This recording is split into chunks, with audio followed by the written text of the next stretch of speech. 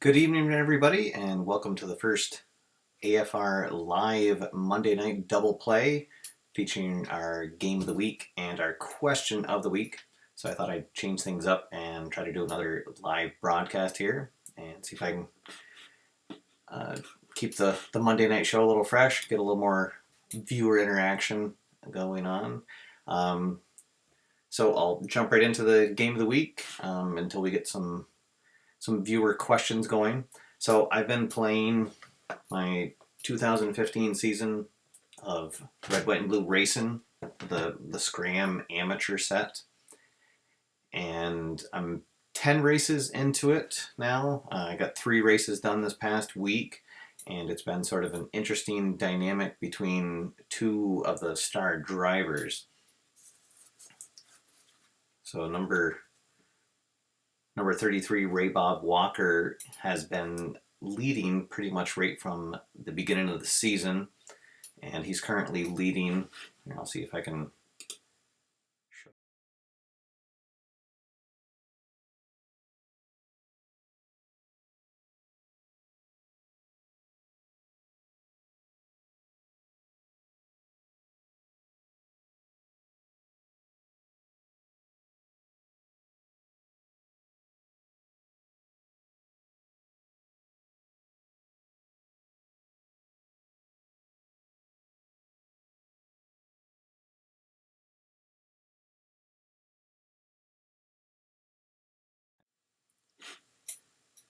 And so that's this driver here.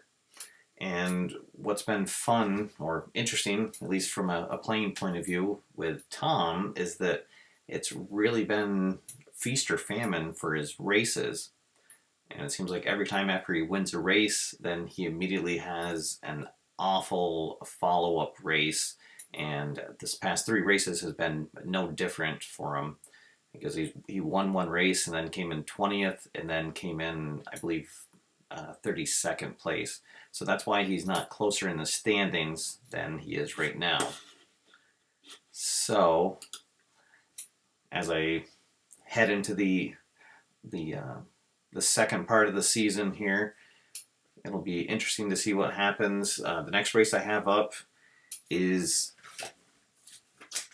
let's see here, what's the next race? We're going to have the Pro Grip Power Tools 400 coming up next, and that's a race that Wayne Montana won last year. And one of the things that I do in my racing seasons is I have the winner of the previous year's race.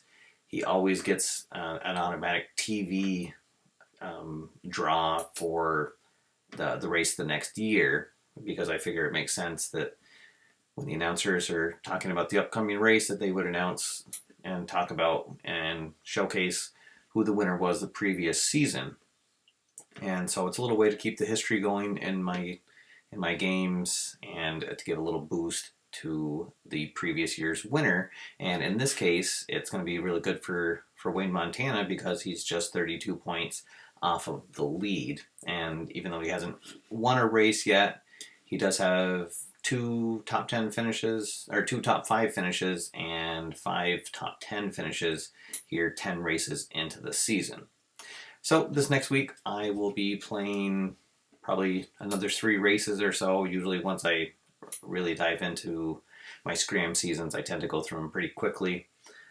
The reason why I'm a year behind is because I've been doing a few other projects, most recently finishing up my 2015 Football America season with second season football. So that was a lot of fun, and so I'm looking forward to sharing some more details about my Scram season, because I do have a lot of fun with this game.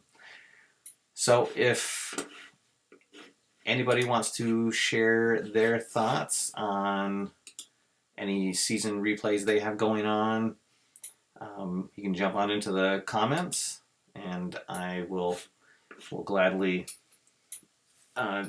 give a little feedback or share your comments with the other viewers. I don't see anybody right now. Oh, let's see.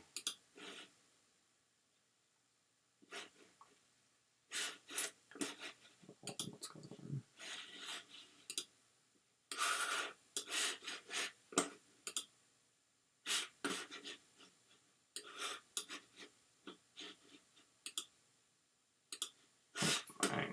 Sorry, some technical difficulties here. There we go. Okay. And we're back. All right, so I did want to do a quick shout out to everybody at Dice Hate Me Games. This past weekend I did get to go to PAX East for a couple hours Friday night, and I met up with Mike Mullins and Chris Kirkman, and I was able to get an additional signature on the top of my box there. So now I truly have a collector's item for my first edition of Bottom of the Ninth, and I got to play a game with the prototypes of the newest expansion for the game, the Clubhouse expansion. And this adds new equipment cards to the players, and it really added a really interesting strategic twist to the game. All the equipment cards have a price to them, and so you and your opponent will agree to a finance level. The default, I think, is going to be 1,000. So you each take turns drafting equipment cards up to $1,000 worth, and then you attach them to your players. Some of them are actually a clubhouse upgrade, and so all of your players benefit from it. And some of them are just attached to an individual player, and so once that player has their at bat, or if it's a pitcher, once they're relieved, then you lose those benefits. So it was a lot of fun, and it was one of those games I ended up I was the pitcher, and it came down. We had bases loaded, 2 outs, and just managed to get a ground out to seal the win. So a lot of fun, and definitely looking forward to seeing the full version of that game when it comes out. Just tonight, they put out an update.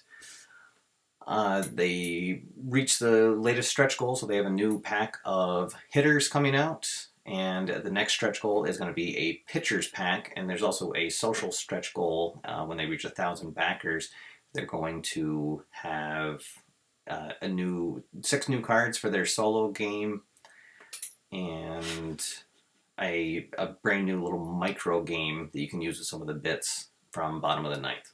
So definitely looking forward to seeing that. That campaign continues strong. I think it's still got 24 days left in the campaign. So if you haven't had a chance yet, you can check out their Kickstarter over there, the Bottom of the Ninth Clubhouse expansion. So, all right. So Mark Russell, welcome. Let's see. Mark is doing the 1984 Seattle Mariners replay with Replay Baseball. All right.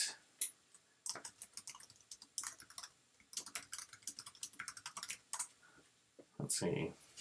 So Mark, let us know. Are you going to do an entire season replay with just that one team? And are you going to use as played lineups, or are you going to adjust on the fly? I think that's one of the more interesting decisions when you're doing a baseball season replay, especially if you end up having your team do better than they did in real life, because if you're doing as played lineups and suddenly you find yourself in contention for the playoffs, some of those as played lineups towards the end of the season you might need to change up, because instead of putting in all the guys that you called up for the last couple weeks of the season, maybe you don't want to give them at bats and you want to keep going with your starters for your playoff push. I actually have never done a full season replay with a real baseball team. I've done 2 full seasons with the Baseball America fictional set, and then I've done a couple of just one-off games or little mini tournaments with real teams. But yeah, Mark says that he's doing all 162 games. Well, Mark, good luck on that, and definitely, yeah, keep us posted here on the channel, and we'll look for updates on the Delphi forums. Oh, all right, and he said he's going to use his as-played lineups for his opponent. It's probably a good way to do it. Then that leaves you just making up your own lineups, and you can go against the historical lineups that the managers actually had out on the field.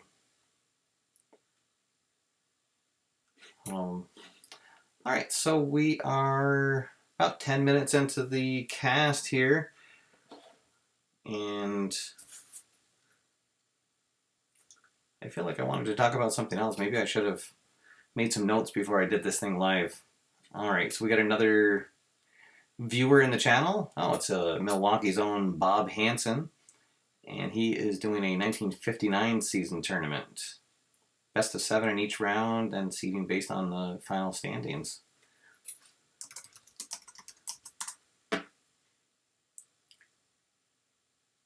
That sounds like another good way to get a bunch of teams into a project. Instead of playing out a full season, you just do a tournament.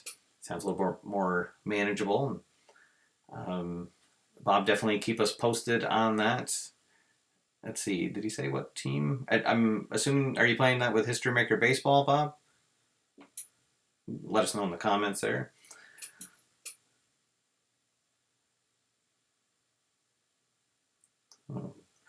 Tournaments are definitely another fun way to play out if you have a season set. I've done a few tournaments live with other players, and they are just an absolute blast to play. I've gotten to go to the last 2 years of Play.com's Fall Classic pre-play event, and met a lot of great players there. A lot of guys that I still keep in touch with, and just really a lot of fun to be playing out the postseason of the current season, sort of as the season is going on there. So,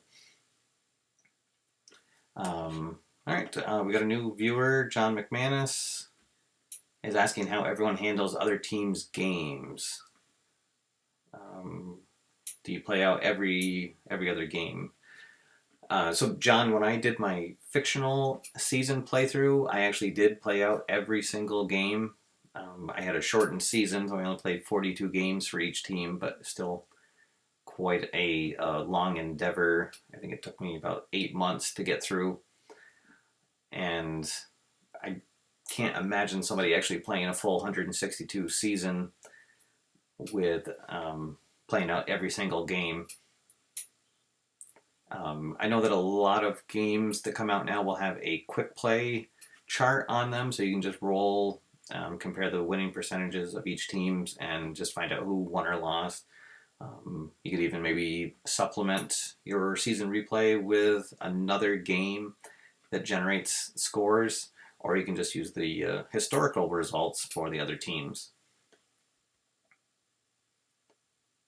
All right. Hey, we got a few people coming in. Welcome everybody. Thanks for joining the live Monday night double play here. For everybody just joining in now, I just covered my 2015 Scram season. I'm 10 races into it. Ray Bob Walker is our current season leader. I can show you the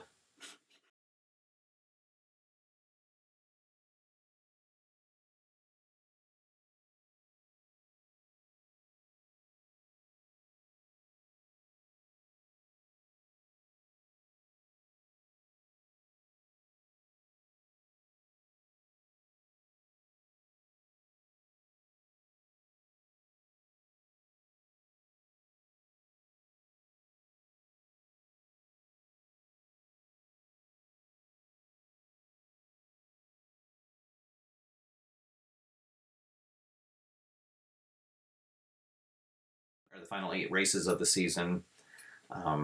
Only the people that were in the top 10 in the points, they are automatically in the chase, and then after that, it goes by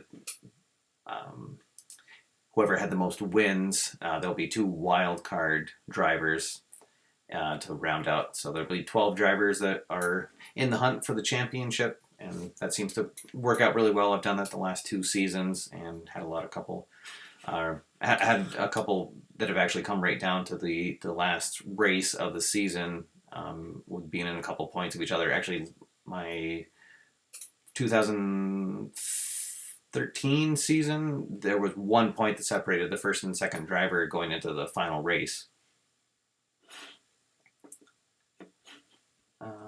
No audio when you are on your screen. Oh, thanks for that heads up, Bob.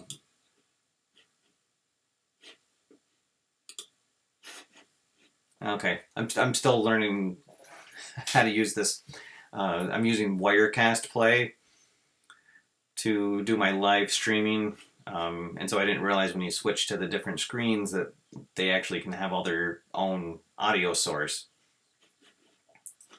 So, okay. All right.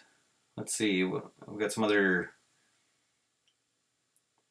comments here. John McGinnis is playing out the Soccer Blast International Football Legend set. Oh, John, how is that Legend set? It's I didn't grow up watching soccer, and so I was afraid that that Legend set, the only person I would know in there would be Pele. But it definitely looked like a very exciting set, and I think it sold pretty well for Play.com. So I'd be interested to hear how they play. If they're very competitive games, is there one team that's head and shoulders above the rest? And anybody that's a soccer player that's watching, the new 2016 fictional World Football Association cards were released early today. So you can head on over to play.com and buy those 3 sets. There's 3 groups of 20 teams, and they're each available for $16 a piece. They got released to coincide with the new play.com newsletter that just came out today. So they weren't supposed to be out till May 2nd, but they got released early. All right. Let's see. Jay Oliveira is doing... Oh no, he says he wishes they would design an F1 game. Oh, yeah, I've heard a couple people say that they tried to sort of reverse engineer red, white, and blue racing to F1, but I think that one of the problems with F1 racing is that there's usually not a lot of passing or lead changes, and so it's sort of hard to recreate that on the tabletop. So, although maybe if you're not interested in NASCAR racing, there was a free set in the new newsletter that it's the truck racing series. So you can download a sheet of drivers. Plays the same way as the stock car racing game. It looks like the drivers, they have a few less skills or qualities listed on the card, so some of the drivers I think will stand out a little bit more than others. But so anybody interested in playing up the truck series with red, white, and blue racing, the latest newsletter had a free download for that. I thought that was kind of neat.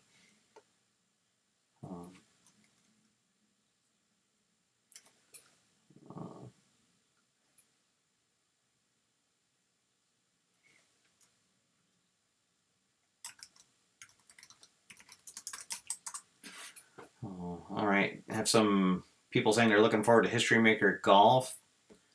Definitely, I'm looking forward to that. That should be a lot of fun.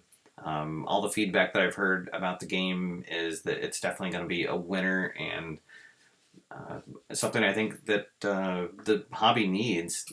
We haven't really had a game that allows you to, in any reasonable amount of time, play out a full tournament on your tabletop without sacrificing any of the details. Now, there's quick play games, definitely, where you can just roll one set of dice and get a golfer's results for the tournament, but you sort of lose something. So I'm definitely looking forward to seeing what Keith does and putting the play.com spin on professional golf. So hopefully that's something he's able to keep on schedule and release this fall. All right, so we got about 15 minutes left of the show here, so we'll open things up to our question of the week.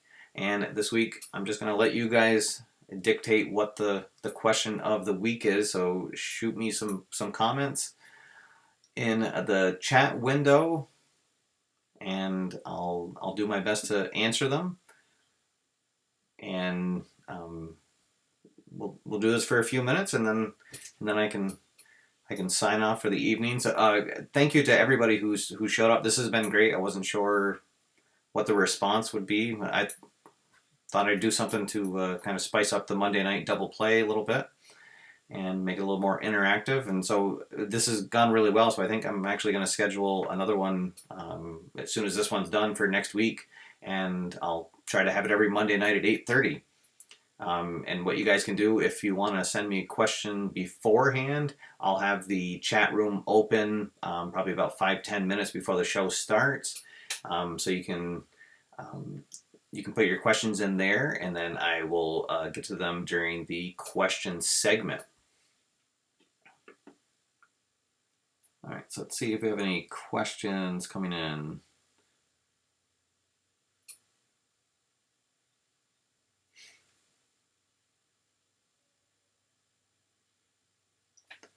All right, let's see. So Jay Oliverio is saying he's in a APBA soccer league by email. That's kind of interesting. Hey, Jay, if you have a link for your league, you can post it right there in the comments. Oh, Matt Dante just showed up. Welcome, Matt. So we're into the question of the week segment. I was telling everybody before my current game of the week. I'm playing out the 2015 Scram season with Red, White, and Blue Racing. That's their fictional set. So I'm 10 races into it and got a couple drivers that are pulling out in front. Ray Bob Walker is my current leader. He's actually led right from day one, but he's only ahead by 32, and there's two other drivers that are just on his heels. And for the question of the week, I've just been asking everybody if they have any questions for me, and I'm sort of having an open floor for the question of the week this week.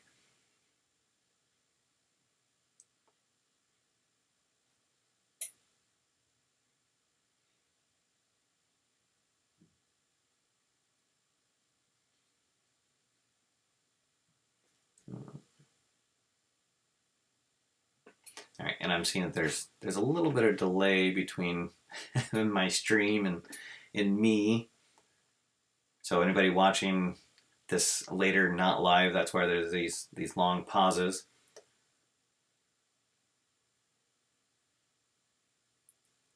I guess during the pauses, I can plug some some products in here. If you guys haven't seen it yet, there's a Kickstarter for Bottom of the Ninth going on right now. It's an expansion for the game, so it's a brand new box, new player cards, some new game mechanics. They actually add equipment cards to the players, and it's already funded. It's already reached its first stretch goal of adding some more players, and it's well on its way to adding the next stretch goal, which is a new pack of pitchers. All right, let's see. John says, do you think more unique sports games like Bottom of the Ninth and Baseball Highlights will bring more people into the sports game hobby? I definitely hope so, John. That's one of the reasons why I try to cover Bottom of the Ninth and Baseball Highlights, is because they definitely have more of an appeal to general board gamers who would probably not ever play a sports simulation game. And what I found is that a lot of players, once they, sort of play one of those, and then they realize it's okay to play a sports game, then maybe they'll, take a chance and play something else. So I've had a lot of crossover with some of the shows that I've done on the Dice Tower, people seeing my segment and then finding this show. And then actually, sort of vice versa, I've had people say that from my show that they found a Dice Tower and discovered other games. So yeah, but definitely Baseball Highlights and Bottom of the Ninth have both been big successes, and they're games that you can bring to a general board game night. They both play really fast, which is a key thing for them, and so I think you could maybe sort of ease people into playing sports games like that, and then maybe pull out History Maker Baseball or APA or Strat or whatever your go-to sports sim game is. Let's see. Matt's asking about my daily Strat team. So that's been kind of neat. And unfortunately, I've my hitting has been sort of feast or famine. But I have had some really good pitching, so I think I'm right around 500. I didn't check today after I got home from work, but that's been a lot of fun. And I'm just playing the free league. It's a condensed season that you play through, and you don't get all the bells and whistles of the full daily league. But it's definitely something that's a lot of fun. It's kind of neat to go in. Each game that's generated, they make a little newspaper clip that you can read through. It'll give you the highlights, and then if you want, you can even watch the play-by-play. Where it shows the die rolls for each of the at bats and stuff. So definitely a lot of fun, guys. Just go to the Stratomatic website, and there's a link right there, the 365 link, and you can join in a free league. There's more going on all the time. Let's see. Mark is asking if I'm going to the live Las Vegas event in November. I would really love to. I'm not sure if that's going to happen. What's actually funny is the date of that. It's right close to my birthday, so possibly it could happen. I would love to go, but at this point, I'm not sure. If anybody is going, though, those live play events are a lot of fun. Keith is really great. Always has a few surprises for the people that go. And it's always, what's really great about those live events is you end up meeting people there, and a lot of them are guys that have never, kind of gone out of their man cave and played their sports games with anybody else head to head. But as soon as they get into that environment with other guys that love to play those games, suddenly they're lifelong friends, and everyone just has a really good time. I've had so much fun at the two live play events that I've gone to, and definitely something I'm looking to do a lot more of. And if you guys ever have a chance to go to one of them, if anyone are near where you live, please get out there and do it. They're definitely a lot of fun. Let's see. Charlie Jacobs is asking me, what would I have done different for my Boston Minutemen season, because I lost in the championship game. I don't really think there was much else I could have done. I guess the only thing, which is obvious now in hindsight, is I had the ball at midfield, and I had like a 4th and 6 with, I want to say, like 6 or 7 minutes left, and I decided to do a punt instead of going for it, and obviously now I should have gone for it. At that point, my defense was playing really well. I had a really good punter, so I was hoping I could pin them deep and then get the ball back in a better position, but they were able to get a couple really good runs from their star running back, and then they were able to run out the clock.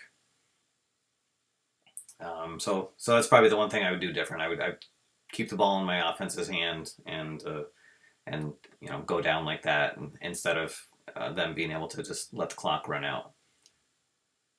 Let's see here. So Jay is asking if Play.com will ever have real wrestlers again instead of just fictional ones for their face to the mat game, and I don't think that that's going to happen. And the only reason for that is when you're dealing with wrestlers, it's sort of gray legal area, and I think that what they're worried about mostly is if the WWE ever got wind of them selling products that had their copyrighted wrestler names on them. The WWE has been well known to go after sites and get them shut down. So that was, I believe, one of the main reasons for them switching to full fictional sets for their for that game. but the good thing about Face to the Mat is that it's really easy to make your own wrestlers, since it's really, um, whatever you think a wrestler should have, you can give them whatever qualities you want. There's free templates that you can download. A lot of people have made up new templates for them. But no, I don't think that they're ever going to have real wrestlers again. So for anybody that does have a real wrestler set for Face to the Mat, you can hang on to them for a while, because I guess they're going to be collector's items, and who knows, maybe you can sell them on eBay in a few years. All right, let's see. We'll do a couple more questions before we wrap things up. Let's see. Oh, well, yeah, I have to give a shout out to Bob Hansen in the comments. He's saying what a good time he had at the Milwaukee event last year. We got to meet and hang out. So yeah, that was definitely so much fun. It was a great location, and went to a really good restaurant afterwards, and I got to have some authentic Milwaukee food that evening. So that was a lot of fun. Let's see. Matt is asking if did I create my own sports games as a kid. I never created a sports game when I was a kid, but I did write my own Choose Your Own Adventure book at one point, and it's one of those things I wish I could find at this point. But those Choose Your Own Adventure books were actually my first sort of introduction to the idea of gaming.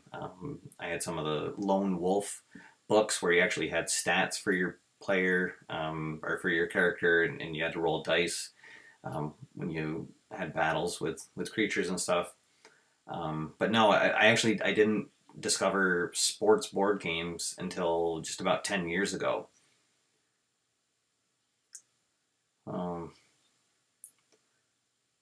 All right, guys. Well, it's 9 p.m. Eastern Standard Time, so I think I'm gonna sign off. But I wanted to thank everybody again for coming in to this live event, and I will put up an event as soon as I shut this down, and we'll go live next week again at 8:30 on Monday night. And then I think I'm gonna do this for a while now. This has been really great. And if you guys have any questions you want to send me before the show, you can just shoot me an email. It's stephenatower@gmail.com. And if you're not going to be able to make it to the event, but you do want to ask a question, so if you shoot me an email before, I will definitely get the question answered on the show.